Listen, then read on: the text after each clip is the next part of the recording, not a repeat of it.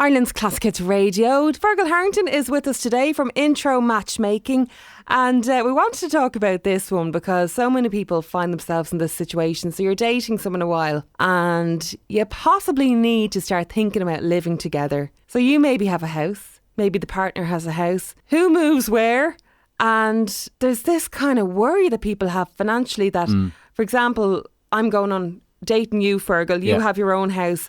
Am I then paying rent to pay your mortgage, or where do I stand? It's very tricky, isn't it? It is, and an awful lot of the time people will ring us and they'll say, well, I want to meet someone, but I live in this location, so they have to live within X amount of kilometres. And we're like, guys, we're not selling you houses. You can't be thinking about that, putting the cart before the horse.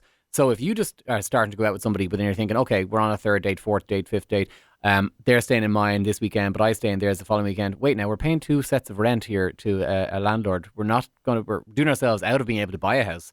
If we brought our resources together, it would make an awful lot more sense. So that discussion should be, had once you guys are staying over with each other so much that it's actually starting to make no sense to continue on with what you're doing. Yeah. And to have that There's open. a worry though to let, especially like that if you are renting, to let your place go if something happens, because it's so hard to find somewhere to live. So hard. Yeah. But the two of you have to decide what makes more sense. Is that saving of 1,400 or whatever it is a month, where we can pool our resources together, make more sense than us continuing on where we are and worrying about what happens when this relationship ends? Why should it end? Why are we being negative? Why are we bringing up? That's putting the cart before the horse. That's bringing negativity and pessimism into the situation instead of saying, won't it be really exciting? The two of us are going to actually live together, have more time to spend together instead of the commute back and forth. It just, if it's not really happy and positive, it doesn't make you really excited, then maybe it's not the right idea to do it. Yeah. You shouldn't be looking at, like they often ring and say, well, what if I live in Galway and they live in Dublin and we end up falling in love? I'm like,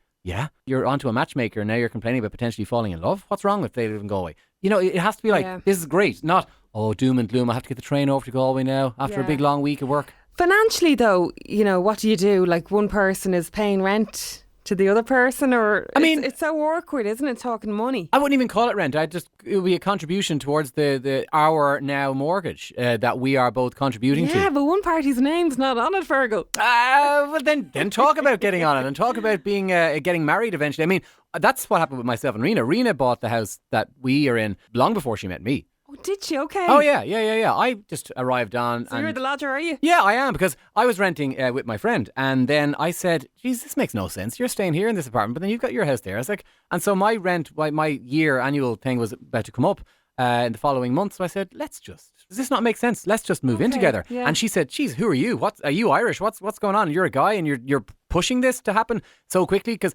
she didn't How quickly was that now, Fergal? Within 3 months. Yeah. Yeah. You know? Yeah, I know. And I wouldn't beat around the bush, because when we started going out together, I'd ring her all the time. She goes, who is ringing me? Would they just text? And she's like, what's wrong? Weirdo. I don't want to talk and then she found herself talking for 45 minutes, 50 minutes. And I was like, wow, that's really weird. And then, our first date was like, I brought 3 of her friends to Michael Bublé. And she goes, who does that? And then also, who says I want to move in together? And after a week or two, I said, I want to be exclusive because I'm not interested in seeing anybody else. So I was like, probably full on.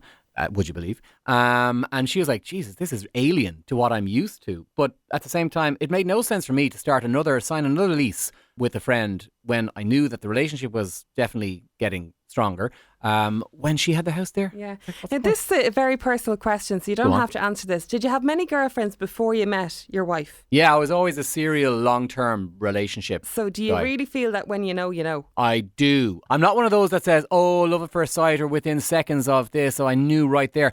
I'm not that kind of guy, because I think people can grow on you, and I do think there's an attraction, obviously, and there's a lust thing there that people can be impressed with and by. But I think you need to give it serious consideration, and you need to have very deep, in-depth conversations without holding back at all. So I was like, this is me, this is my history, this is what I did, this is where I went out with, this is who I went out with, this is that. I was like, throw everything at her. And if there's a problem and she has an issue, well, at least we'll find out quickly and won't waste each other's time. That was my attitude. Yeah. And I like that. That's what I promote. So I do have to ask you then, how did you, we're totally going off topic here, I know, but this is interesting. How did you then end up setting up Intro? Because we were listening to all of our friends and family members and colleagues saying, oh, I'm so sick of this. I'm sick of trying to meet someone. I'm sick of the drinking culture. I'm sick of the online sites. I'm sick of all these liars. Where are the normal people? And we said, geez, like this seems like a very basic, simple thing that we need to just start. We need to become this kind of a club for people who want just no nonsense, no mind games, just tell me straight, this is what I am, this is who I am, this is where I want to be.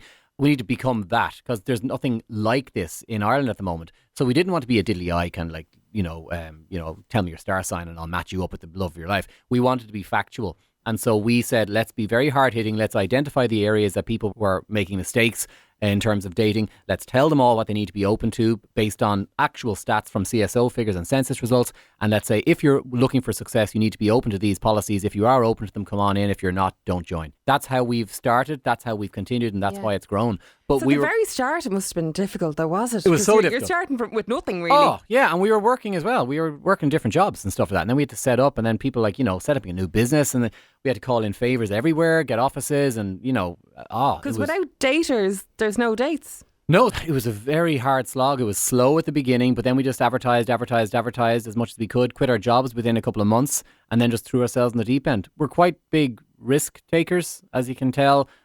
So we kind of don't worry. We don't worry about, what's going to happen when this fails. We don't think like that. We just say, no, we're going to make it work, and it's on us. And we don't have the man to pay our bills. It's on us. If this fails, it's our fault. That's kind of how we approach everything. Yeah. But we were like in Gibney's one night, and we saw this guy who was clutching at pints.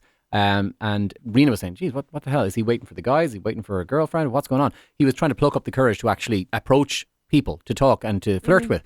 And Rena's like, I have about 10 friends. That would be great for this guy. Yeah. This is ridiculous. So we said then, let's do this. We were walking the dogs the next day, and then we said, okay, let's. And did it start off like that with friends, kind of matching friends on the books initially, and then move on to people you didn't know? No. We advertised straight away, and we just started. And you got people straight away? Yeah, and we're just like, guys, you're going to have to be patient here, because this is a new business, and this is we have to build our database of clients. So when you're upfront with everybody, then they can't really say, oh, this is too much of a delay or whatever. They knew that they were getting part of something that they wanted to be involved with, and that's why it sort of worked, and it just sort of spiraled and grew and grew and grew, and then you get onto this show and that show, and then you get the late show, and then it was just like mad. Yeah. And ever since then, it's never stopped. Isn't it mad? I never asked you that story before, and I don't know how many years I know you. Isn't that mad? All right, well, think about it. If you are considering living together, you just need to stop worrying about the breaking up. Don't be doom and gloom before it even starts. Think positively and openly communicate about where you want to be and what you want to do with each other. And if the other person has any sort of reservations, well, then you know. And then once you know, then you don't waste any more of your time. Perfect. Great stuff. And just make sure that your partner is somebody who will actually wipe down the kitchen counter on occasion. Always handy. Thanks so much, Fergal, from Intro Matchmaking. It's Ireland's Classic Hits Radio.